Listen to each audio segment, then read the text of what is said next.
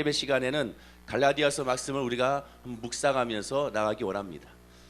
갈라디아서가 6장까지 있기 때문에 그렇게 오래 걸리지는 않을 것 같습니다. 매일매일 새벽 말씀을 나누게 되면 그래서 이 갈라디아서를 통해서 우리가 하나님의 어떠한 은혜를 우리에게 주시는지를 기대하는 마음으로 오늘부터 우리가 한번 살펴보기 원합니다.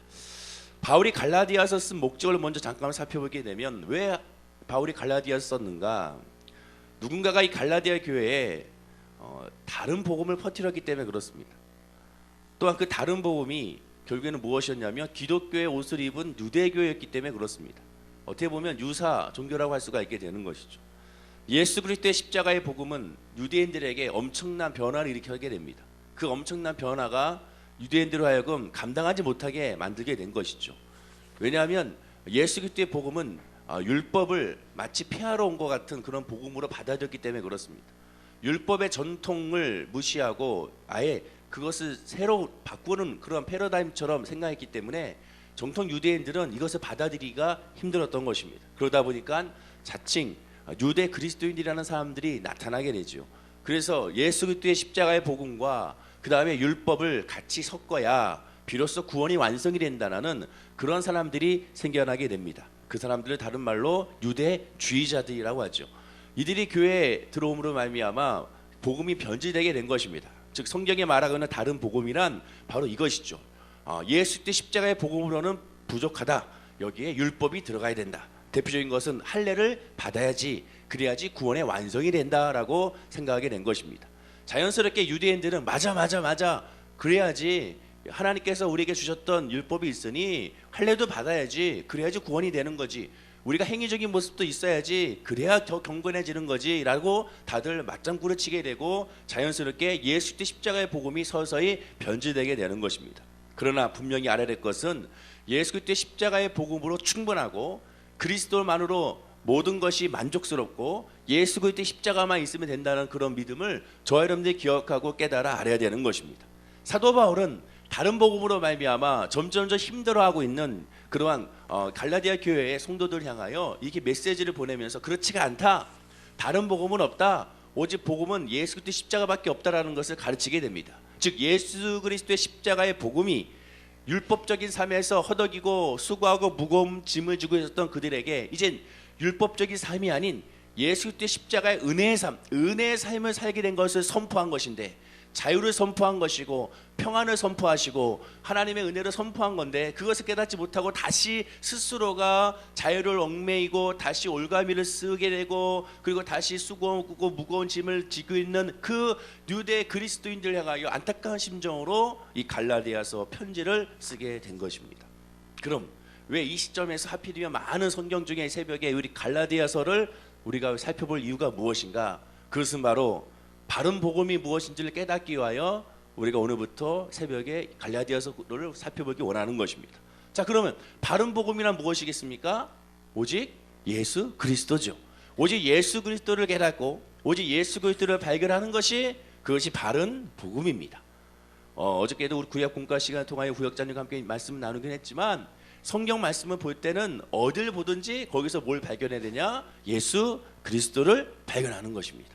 예수 그리스도를 모든 성경에서 발견할 수가 있고 또한 예수 그리스도를 발견하는 것이 성경에 쓰인 목적이라는 것을 우리가 알게 되는 것이죠. 두 번째는 하나님의 영성을 회복하기 위해서라도 갈라디아서 이 편지를, 이 갈라디아서를 우리가 살펴봐야 됩니다. 하나님의 바른 영성이란 무엇인가? 바른 영성이란 오직 말씀을 중심으로 하여 성령 충만받은 하나님의 백성이 바른 영성이라고 할 수가 있게 되는 것입니다. 행위적인 것이 아니라 내가 뭘 잘해서 내가 성령 충만받는 것이 아니라 내가 하나님 앞에 잘 보여서 하나님께로부터 내가 인도함을 받은 것이 아니라 나는 잘한 것이 없고 나는 아무것도 없지만 은혜로 하나님이 나를 사랑하시고 예수 그리스도의 말씀을 붙잡았더니 어느새 하나님이 나를 인도하고 계셨고 예수 그리스도의 십자가를 붙잡았더니 어느새 내가 구원을 받았고 예수 그리스도의 이름을 붙잡았더니 어느새 내가 치료받았고 예수 그리스도의 이름을 붙잡았더니 어느새 주님께서 나를 위로하셨음을 깨닫게 되는 것, 이것이 바로 하나님의 영성을 회복하는 모습이라는 것을 우리가 알아야 된다는 것이죠. 즉 이 갈라디아서 말씀도 다른 말씀도 마찬가지지만 1차적으로는 불신자들에게 주어진 말씀이 아니라 이미 예수 그리스도를 알고 있는 분자들에게, 이미 하나님을 알고 하나님을 깨닫는 사람들에게 주어진 메시지입니다. 즉 이렇게 새벽에 나와서 예배할 정도로 기도할 정도의 성도들이라면 이미 예수를 그리스도로 알고 고백하는 사람들이고 하나님의 말씀을 늘 묵상하는 사람들이며 하나님께 기도의 은혜를 깨닫는 사람이기 때문에 그렇다면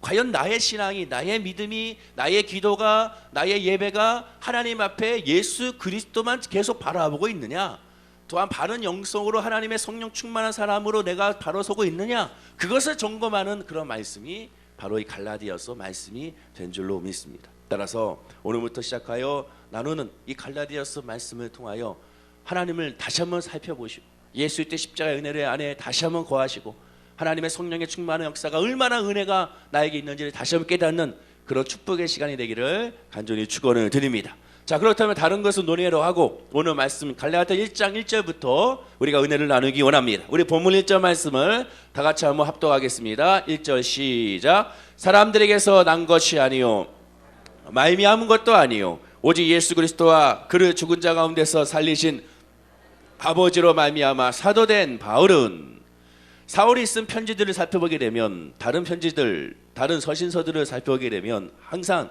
특이한 것이 하나가 있는데 그것은 바로 뭐냐면 바로 이 1장 1절과 같은 내용입니다. 즉 바울 자신이 내가 사도라는 사실을 사람들한테 계속 자기 변호를 하고 있습니다.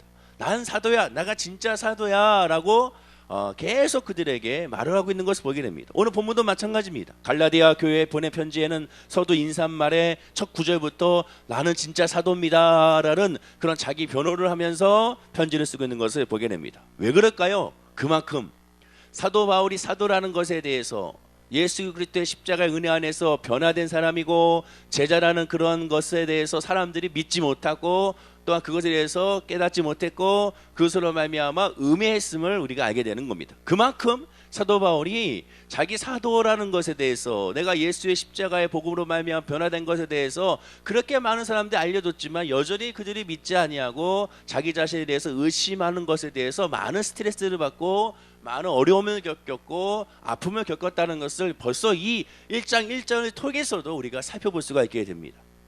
왜 그럴까? 사도란 무엇을 말하기 때문에 그런 것인가? 사도가 왜 무슨 뜻인지를 우리가 알면 이해하기가 쉽습니다. 사도란 세 가지 조건이 충족된 사람들을 사도라고 했습니다. 첫째는 예수님과 함께 생활했던 사람을 사도라고 했습니다. 두 번째는 예수님의 말씀과 사역을 직접 눈으로 체험하고 가르침을 받은 사람을 사도라고 했습니다. 또한 예수님의 사역을 다 처음부터 끝까지 지켜본 사람들만 사도라고 했습니다. 그래서 이 세 가지의 모습을 충족됐을 때 저 사람은 사도야 라고 말하게 되고 예수님의 12 제자들 향하여 가룟유다 제와 11 제자를 향하여 이 사람은 사도입니다 라고 말할 수가 있게 된 것이었습니다. 그런데 이 조건은 자기들끼리의 조건이 아니라 성경에 말씀하고 있는 조건이었습니다. 사도행전 1장 21절 22절에 이런 말씀이 있습니다. 요한의 세례로부터 우리 가운데서 올려와 가신 날까지 주 예수께서 우리 가운데 출입하실 때 항상 우리와 함께 다니던 사람 중에 하나를 세워 우리로 더불어 예수의 부활하심을 증거할 사람이 되게 하여야 하리라 라고 강조합니다. 즉 바울을 대적했던 사람들은 바울이 사도가 아니라고 공격한 이유가 바로 무엇이냐? 여기에 있었던 것입니다. 바울은 예수님과 함께 하지 않았느냐? 바울은 예수님의 3년 반의 공생의 기간에 동참하지 않았느냐? 예수님의 기적을, 즉 예수님의 40번의 그 기적들 하나하나를 옆에서 직접 보고 체험하지 않았느냐라고 말하면서 너는 사도가 아니다라고 공격하게 된 것입니다. 물론 11 제자들이 뽑았던 가룟 유다를 제외한 다시 가룟 유다를 대체한 사람을 뽑았을 때, 즉 마띠아를 뽑았을 때도 역시 이 조건에 자격을 갖춘 사람을 뽑은 것을 우리가 보게 되는 것이죠. 또한 바울의 경우 예수님의 사역을 어떻게 했던 사람입니까? 반대했던 사람이고, 또 예수님의 제자들을 잡아다가 또 예수 그리스도에 믿는 사람들 잡아다가 죽이고 또 고문을 당하고 감옥에 가두게 하는 역할을 했던 사람이 바로 이 바울이었습니다. 더군다나 당시 믿음의 성령에 충만한 최초의 집사였던 스데반 집사님을 잡아서 돌에 쳐 죽이는데 가장 앞장섰던 사람이 바로 이 바울이었습니다. 그 사실을 모를 리 없는 많은 유대인들은 또한 그리스도인들은 당연히 바울에 대해서 늘 의심하게 되고 제가 저러다가 어느 순간에 갑자기 다시 변화되어 예수 믿는 사람들 한꺼번에 잡으려는 것이 아닌가라는 그런 의구심으로 항상 색안경으로 쳐다봤음을 우리가 알게 되는 것입니다. 아나니아가 안수하여 바울의 눈이 뜨긴 했지만 다른 제자들은 바울이 변화된 것을 역시 믿지 않았습니다. 사도행전 9장 26절에 보면 사울이 예루살렘에 가서 제자들을 사귀고자 하나 다 두려워하여 그가 제자됨을 믿지 아니하니라. 그가 변화되어 예수 믿고 이제는 새 사람이 됐다고 아무리 사람들한테 말하고 다녔지만 그러나 예수님의 제자들은 믿지 아니했다고 할 정도로 그의 모습에 대해서, 그의 사도됨에 대해서 두려워했던 것을 보게 됩니다. 당연히 사도 바울은 자기가 할 수 있는 자기의 변증을, 자기 변호를 열심히 하게 된 것입니다.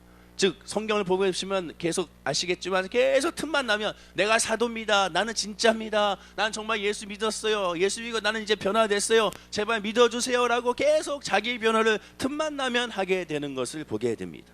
그리고 이를 위하여 바울은 많은 노력을 했다라는 것이죠. 갈라디아서 1장 17절과 18절 말씀 한번 읽어볼까요? 우리 갈라디아서 1장 17절과 18절 말씀입니다. 자, 다 같이 한번 읽어보겠습니다. 시작. 또 나보다 먼저 사도된 자들을 만나려고 예루살렘으로 가지 아니하고 아라비아로 갔다가 다시 다메섹으로 돌아갔노라. 그 3년 만에 내가 게바를 방문하려고 예루살렘으로 올라가서 그와 함께 15일을 머무는 동안. 이게 무슨 말입니까? 사도 바울이요, 예수님을 만나고 나서 다메섹 도상에서 예수님을 만나고 눈이 멀어서 아나니아의 집에 가서 눈이 다시 회복이 되고 나서 바로 이제 회복이 됐으니 이제 내가 예수 그리스도의 복음을 전파하러 다녀야지. 그래서 회복이 됐으니 여기저기 다니면서 주는 그리스도십니다, 살게 하나님입니다 이렇게 다녔느냐? 그렇지가 않다는 것입니다. 사도 바울은 바로 예수 그리스도를 믿고 바로 복음을 전파하는 것이 아니라 3년 동안 제자들을 열심히 찾아다녔습니다. 제자들 즉 사도들을 열심히 찾아다녔어요. 보십시오, 열심히 찾아다녔습니다. 심지어 예루살렘으로 가지 아니하고 바로 아라비아로 갔다가 다메섹으로 갔습니다.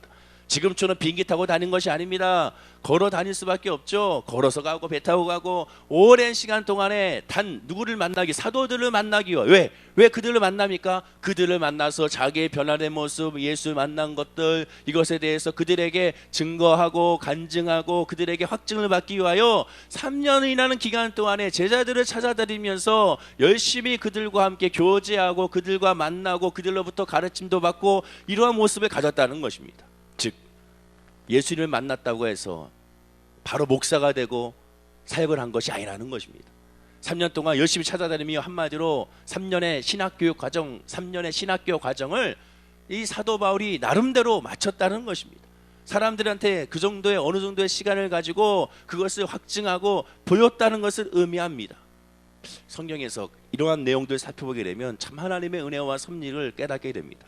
즉 바울이 비방하고 바울이 사도직에 대해서 믿지 않은 사람들이 있었기 때문에 바울의 이러한 모습과 이러한 노력과 이러한 열정과 이런 아픔과 이런 상처를 통하여 그가 예수 그리스도의 십자가의 복음의 진리와 은혜를 더 쉽게 더 자세하게 자기의 빗대서 잘 설명한 것을 우리가 보게 됩니다.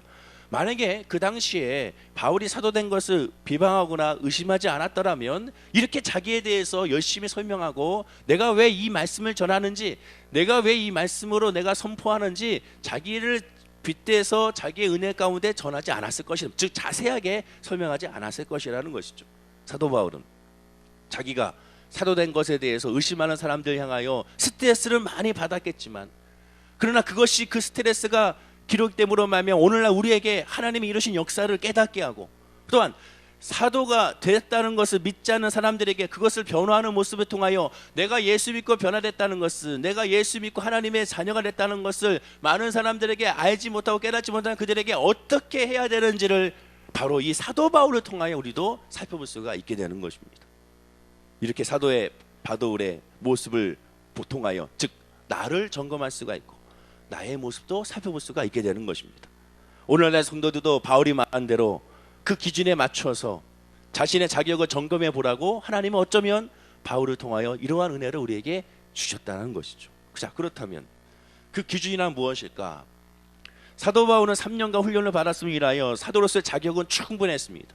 누가 보더라도 3년 동안 열심히 제자를 쫓아다니면서 그들에게 확증하고 그들을 만나고 그들에게 변화된 모습을 보이고 또한 그들에게 예수님의 평상시의 가르침도 받았고 그들의 말씀도 분명히 들었을 것입니다. 예수님이 이런 분이셨어, 예수님이 이렇게 사역을 하셨지, 예수님이 또 이런 말씀을 하셨습니다 라고 수없이 많이 듣고 또한 그로 말미암아 큰 은혜를 받았을 것입니다. 자, 그런데 이것은 외적인 모습이죠. 마치 주의종이 되기 위하여 신학교에 들어가서 열심히 공부하고 나서 그 다음에 나왔을 때 외적으로는 이 사람은 충분히 전도사 자격이 있습니다, 또한 목사 자격이 있습니다라고 말할 수 있는 외적인 자격이 될 것입니다. 그것은 다가 아니죠. 보이는 자격이 중요한 것이 아니라 보이지 않는 자격이 더 중요한 것입니다. 그것은 무엇이냐? 반드시 하나님이 나를 부르셨다는 것이고, 반드시 하나님이 나에게 사명을 주셨다는 것이고, 나를 통해 하나님께서 하나님의 뜻을 이루신다는 것, 그것이 가장 중요하다는 것입니다. 이것은 외적으로 드러날 수가 없고 우리 내면 가운데 나와 하나님과의 관계 가운데 확인할 수 있는 모습이라는 것이죠. 즉 하나님이 나를 사랑하셔서 하나님이 나를 위해 십자가에 달려 돌아가셨고 내가 구원받았음을 확신하는 것, 누가 뭐라 하더라도 속된 말로 때려 누가 죽여도 나는 예수 믿고 구원받았다는 것, 내가 이 시간에 죽어도 나는 천국 간다는 것, 그 어떠한 말과 어떠한 가만히서로 나를 말한다 하더라도 나는 예수 믿고 구원받았다는 그런 확실한 확신, 그 확신이 내 안에 있느냐 없느냐, 그것이 가장 중요하다는 것입니다. 내가 이 시간에 이 새벽에 나와 기도하고 간구할 때, 하나님께 부르짖고 간구할 때 내 기도를 하나님께서 들으시고, 이 새벽에 내가 하나님께 아멘하며 찬양할 때 내 예배를 하나님께서 받으시며, 내가 구하 간구하는 모든 기도에 하나님께서 분명히 이루시고 응답하신다는 확신이 내 마음 가운데 있느냐 없느냐, 그것이 가장 중요하다는 것입니다. 하나님의 나를 사랑하시고 내 가정을 사랑하시고 내 직장과 내 사업장을 축복하시고 늘 하나님께서 나에게 말씀하신 처럼 재앙이 아니라 평안으로 나에게 은혜를 주신다는 확신이 나에게 있느냐, 이것이 가장 중요하다는 것입니다. 그 기준은 바로 하나님께서 나에게 주시는 확신이라는 것이죠. 사도행전 1장 21절과 22절 아까 말씀드렸던 것을 보면 또 하나의 기준이 있습니다. 제가 읽어드리면 이런 말씀이죠. 이러함으로 요한의 세례로부터 우리 가운데 올려져 가신 날까지 주 예수께서 우리 가운데 출입하실 때 항상 우리와 함께 다니던 사람 중 하나를 세워, 즉 한 사람을 세워서 어떻게 하다? 우리와 더불어 예수께서 부활하심을 증언할 사람이 되게 하여라 하리라 말합니다. 제자의 모습, 사도의 모습은 부활을 증언하는 사람이 되어야 한다는 것이 최종 목적입니다. 자, 그런데 예수님의 진짜 핵심 제자는 부활을 증거한 사람인데 어떻게 증거해야 되느냐? 고린도후서 2장 14절과 16절에 이렇게 말씀합니다. 시간이 없으니까 제가 읽어드리겠습니다. 이렇게 증거해야 한다는 것이죠. 항상 우리를 그리스도 안에서 이기게 하시고 우리로 말미암아 각 처에서 그리스도를 아는 냄새를 나타내게 하시는 하나님께 감사하노라.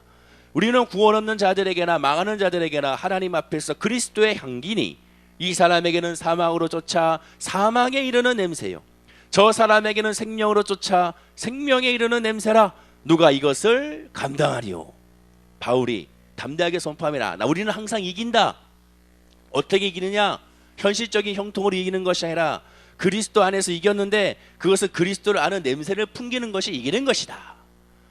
내가 예수 믿는 것이라는 것을 사람들에게 드러나고 내가 예수 믿는다는 걸 사람들에게 알려지는 것, 즉 내가 나 예수 믿어요, 나 예수 믿어요, 나 예수 믿어요 라고 말하지 않아도 그 모습을 통하여 저 사람 예수 믿는구나, 저 사람 교회 다니는구나, 저 사람 하나님을 믿는구나 하는 것을 냄새로 알게 된다는 것입니다. 향기로 알게 된다는 것입니다. 그것이 승리나는 것이고, 그것을 느껴지고 그것을 깨닫게 하는 순간 그것이 바로 복음 전파가 되고 그것이 사도의 기준이다라고 성경은 지금 말씀하고 있는 것입니다.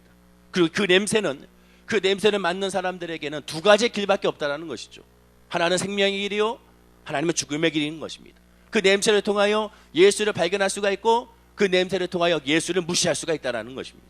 정리하면 이와 같은 모습으로 나타나는 것이 참 사도지, 12제자와 얼마나 개인적으로 친분을 갖느냐에 따라서 참 사도가 되는 것이 아니라는 것입니다. 사람의 관계를 열심히 맺음으로 말미암아 참된 사도가 되는 것이 아니라, 즉 사람에게 인정받아서 참된 사도로서 되는 것이 아니라 하나님과의 관계 가운데서 자연스럽게 그 사람을 나타내는 은혜, 그 사람을 나타내는 평안, 그 사람으로 말미암아 느껴지는 예수의 향기, 이것이 있느냐 없느냐가 가장 중요하다고 사도 바울은 고백하게 되는 것입니다. 사도란 사람과의 친밀도 우선도가 아니라 하나님과 예수님과의 친밀도가 우선이라는 것이죠.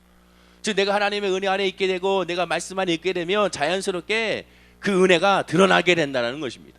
사도 바울이 그것이 깨달은 겁니다. 내가 3년 동안 제자들과 함께 열심히 만나서 그것을 확증하고 돌아다녔지만, 그러나 중요한 것은 그것이 아니라 내 모습을 통해서 그리스도의 아는 냄새가 풀려 넘치면 그들이 알아서 깨닫게 되겠구나라고 나중에 깨닫게 된 것입니다.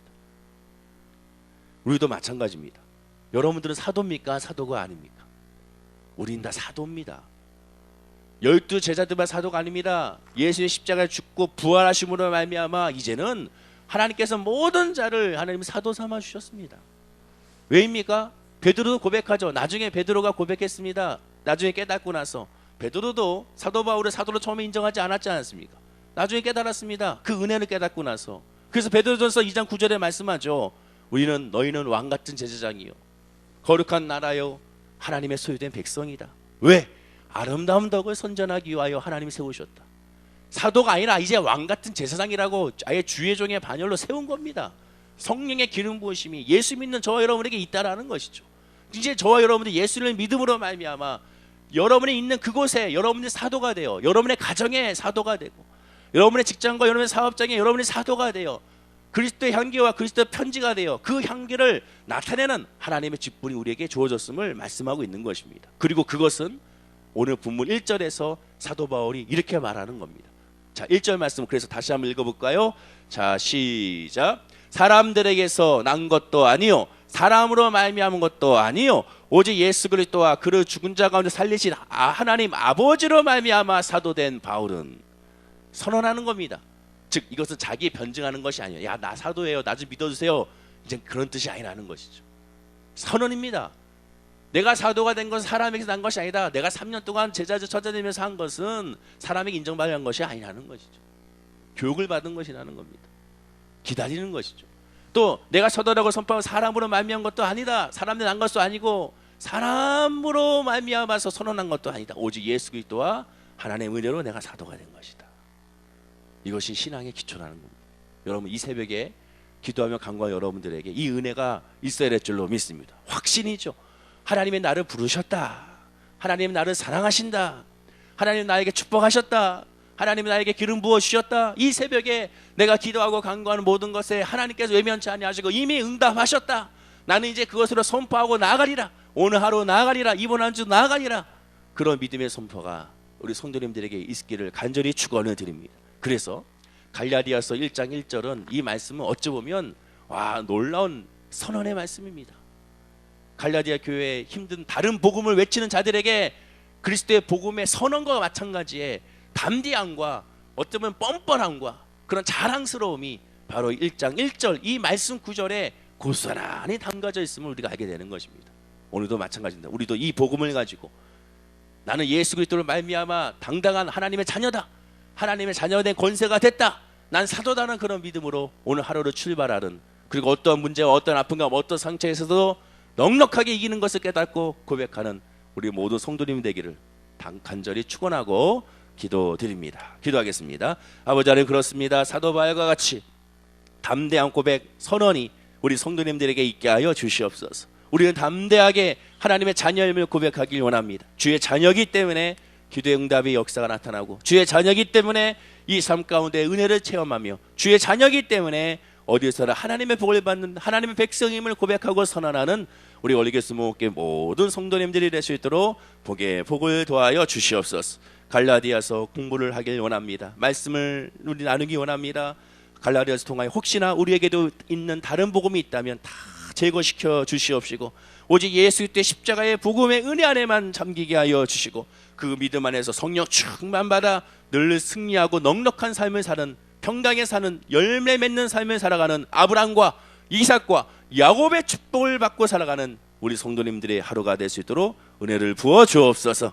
감사드리며 예수님의 이름으로 기도드립니다. 아멘. 하늘